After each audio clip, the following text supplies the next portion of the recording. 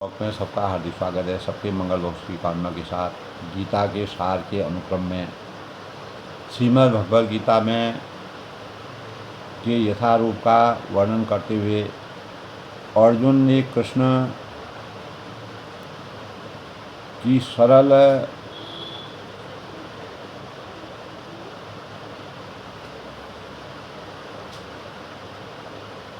रचना करके और पहले से ही उन्हें गुरु मंत्र दे करके जिस प्रकार से आविर्भाव किया, तो इस प्रकार इस जो निसंदेश ही भगवान श्री कृष्ण ने अर्जुन से कहा कि अनिश्वरवादी जो सांख्य योग का भक्ति योग से कोई भी संबंध नहीं, और फिर भी जो बुद्धिहीन जो व्यक्तियों का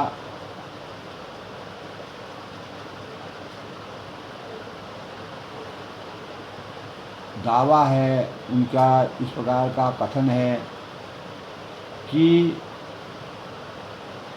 भगवद गीता से अनिश्वरवादी सांख्य का ही भगवद गीता में अनिश्वरवादी सांख्य योग का ही वर्णन हुआ है।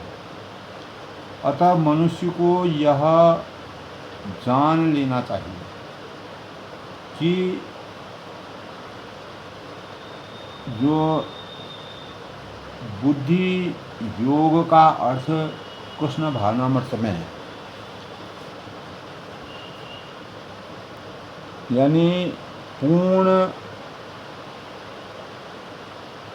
आनंद तथा भक्ति के ज्ञान में कर्म करना है। जो व्यक्ति यानी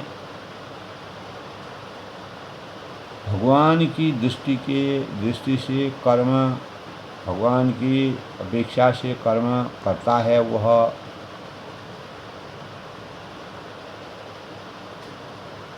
कर्म जो है कितना भी कठिन क्यों न हो, पर बुद्धि योग से निष्काम भाव के अनुसार कार्य करना सर्वोपरि है। और दिव्य आनंद का जो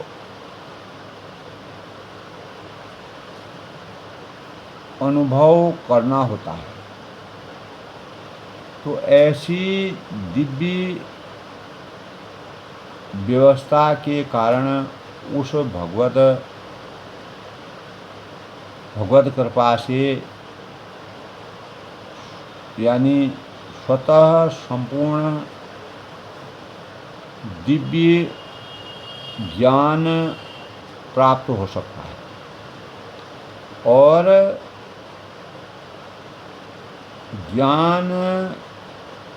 ज्ञान प्राप्त करने के लिए अतिरिक्त यानी श्रम किसी किए बिना ही उसकी पूर्ण मुक्ति हो जाती है। कृष्ण भावना भावित का अर्थ तथा फल प्राप्ति की इच्छा से किए जा रहे जो कर्म में विशेषताएं पारिवारिक तथा भौतिक सुख प्राप्त करने की इंद्रिय वृत्ति के लिए किए गए कर्म में प्रचुर अंतर होता है। अतः जो बुद्धि योग जो है वह हमारे द्वारा संपन्न कार्य का दिव्य गुण है। तो भगवान श्री कृष्ण ने अर्जुन से कहा, इस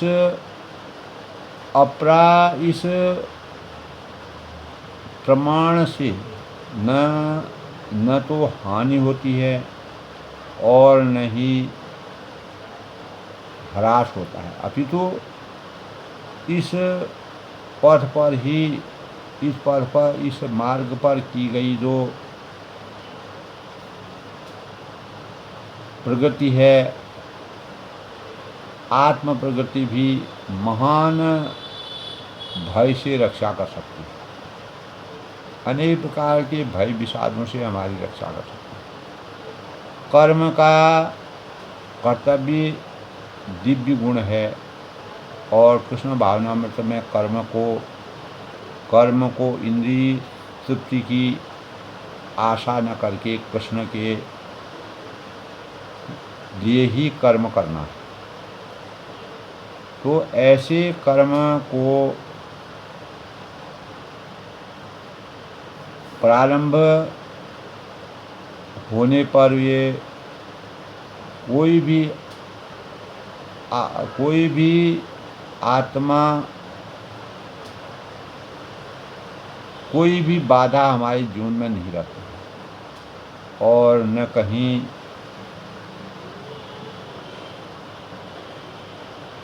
यानी जो आत्मा का विस्तार होता है। तो भौतिक स्तर पर दोस्तों प्रारंभ किए जाने वाले किसी भी कार्य को पूरा करना होता है,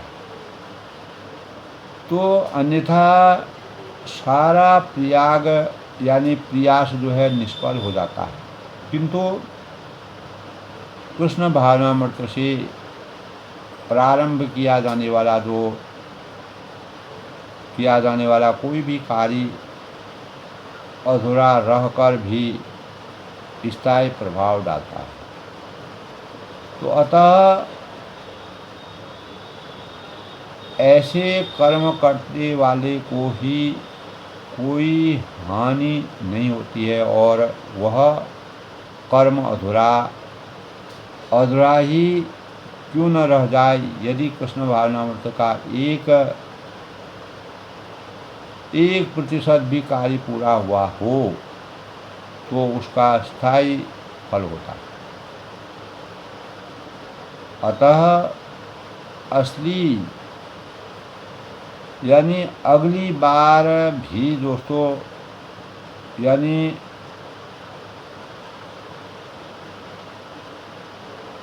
अगली बार जो है 2% से शुभारंभ किया जाता है, किंतु भौतिक कर्म में जब तक मन प्रतिफल यानी सफलता प्राप्त न कर ले तब तक कार्य लाभ नहीं होता। तो अजामिल ने दोस्तों कृष्ण भावनामृत में अपने कर्तव्य का कुछ ही प्रतिशत पूरा किया था, किंतु भगवान श्री कृष्ण ने उसे 100% लाभ मिला। इस संबंध में श्रीमद् भागवत में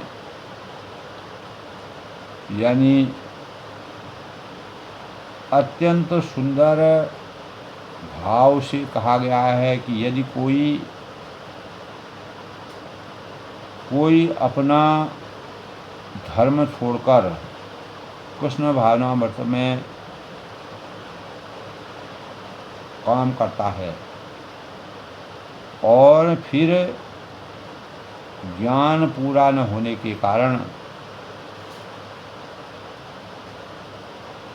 वह नीचे गिर जाता है, तो इससे उसको क्या हानि होगी।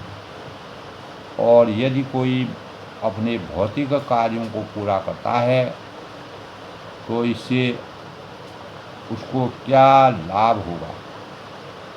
तो अथवा जैसा कि ईसाई लोग करते हैं कि यदि कोई अपनी शाश्वत आत्मा को छोड़कर संपूर्ण जगत को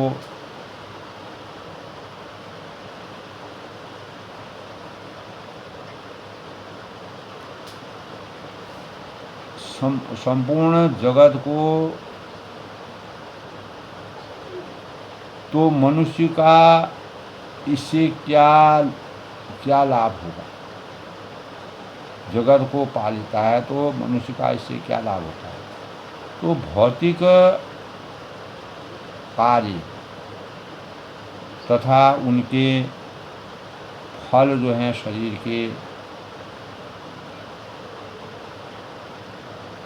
के साथ ही यानी समाप्त हो जाते हैं।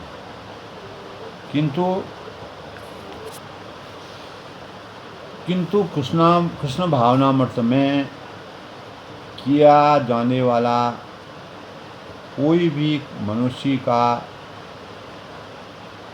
इस शरीर से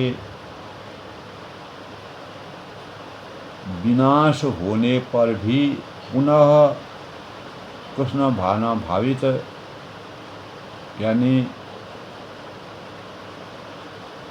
तक ले जाता है। तो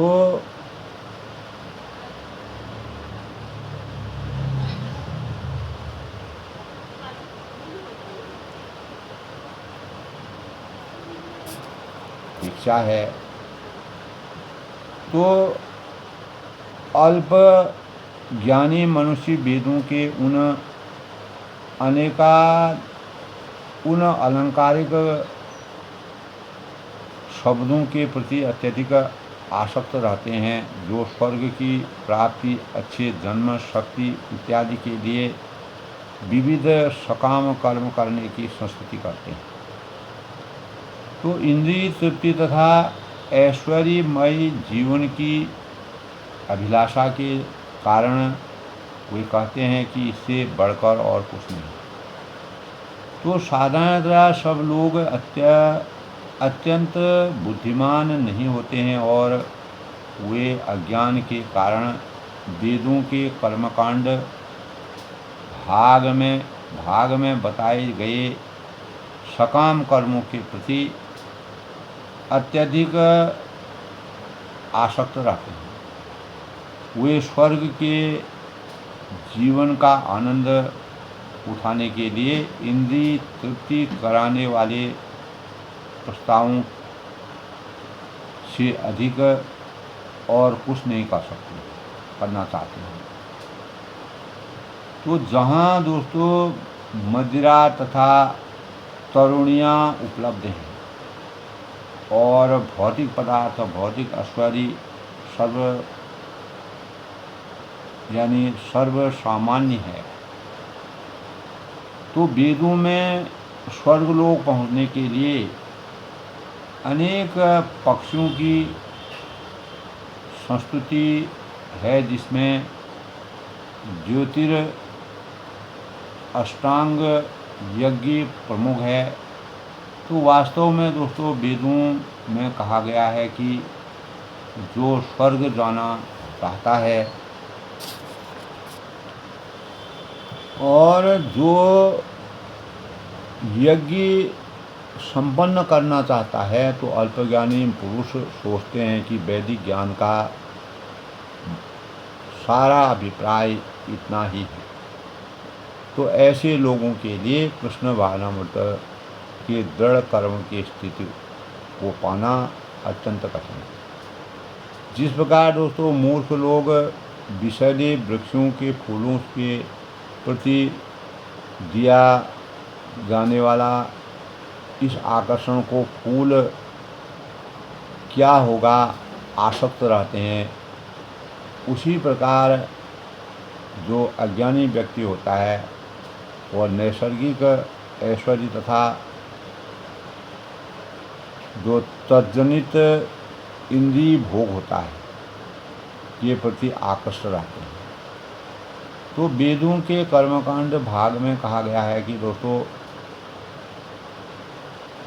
अयाम सोममृता अभूम तथा अक्षणं हवे चातुर्मास्य याजिन सुकृतं भवति।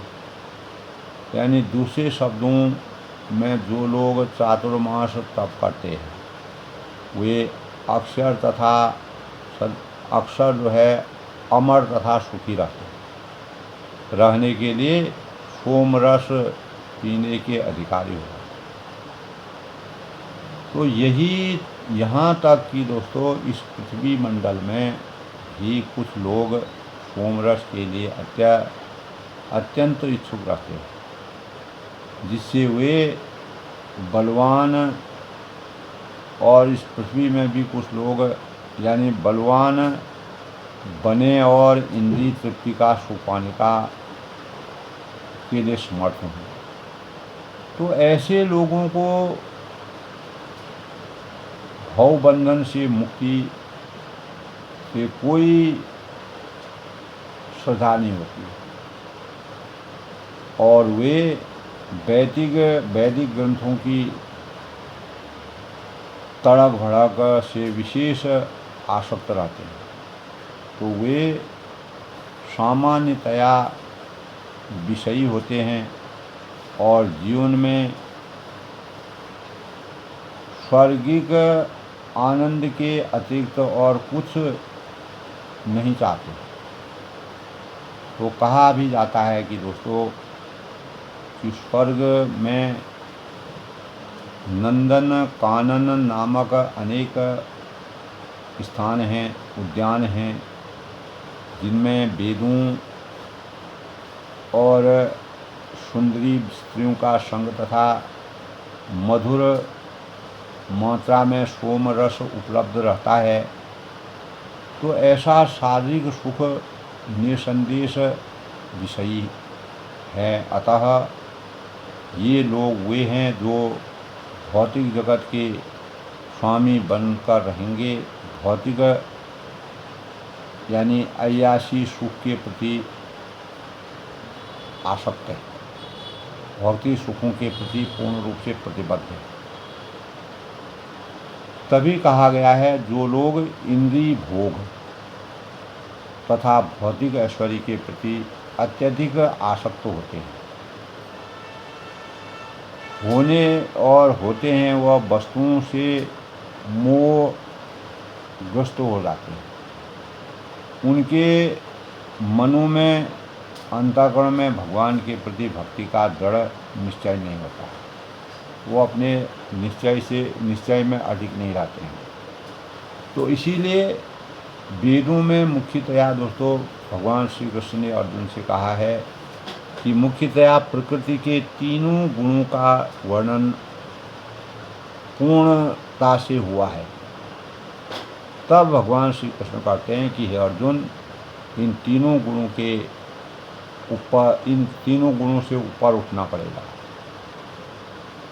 समस्त देवों और समस्त जो द्वैत हैं और लाभ तथा सुरक्षा की सारी चिंताओं से मुक्त होकर आत्मपरायण बनोगे, तभी आत्मीय सुख की प्राप्ति होगी।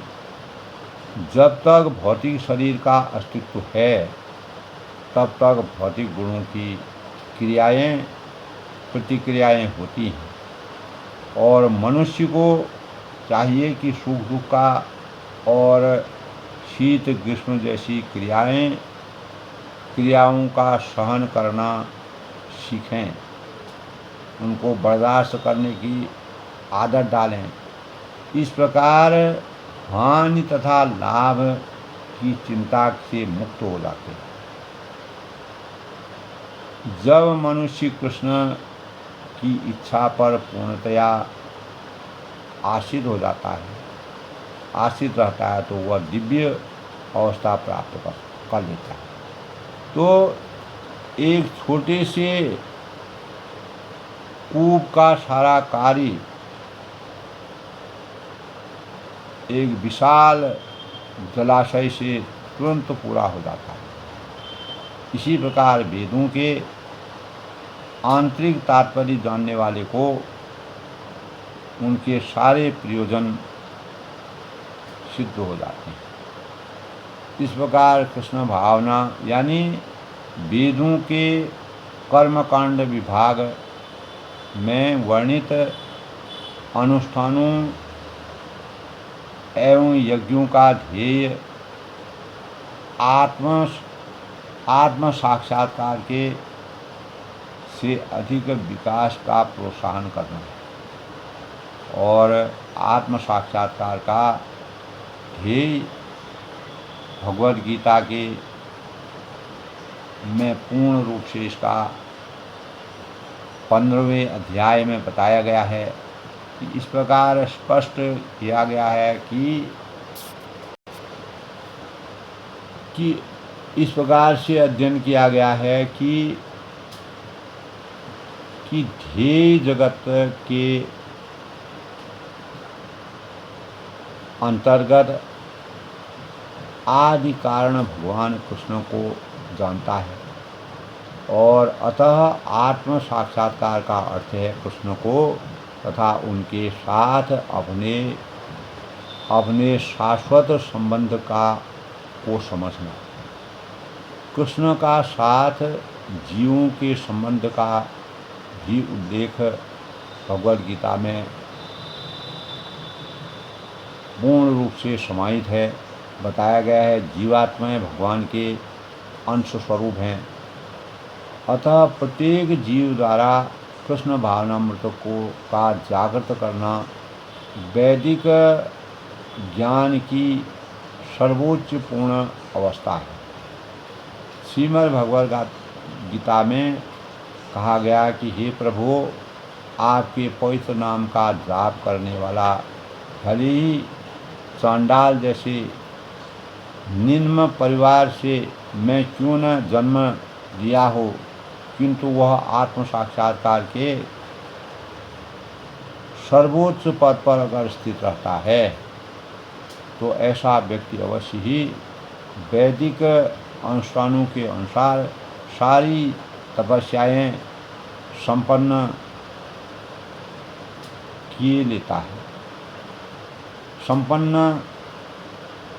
हो जाता है और अनेकानेक जो तीर्थ स्थानों में स्नान करके वेदों का अध्ययन किया होता है। तो ऐसा व्यक्ति आर्य कुल में सर्वश्रेष्ठ माना जाता है। अतः मनुष्य को इतना बुद्धिमान तो होना ही चाहिए कि वह केवल अनुष्ठानों के प्रति आसक्त न रहकर वेदों के उद्देश्य को समझे और अधिकाधिक इंद्रिय तृप्ति के लिए जो स्वर्ग लोक जाने की कामना न करे। इस युग में सामान्य व्यक्ति के लिए न तो वैदिक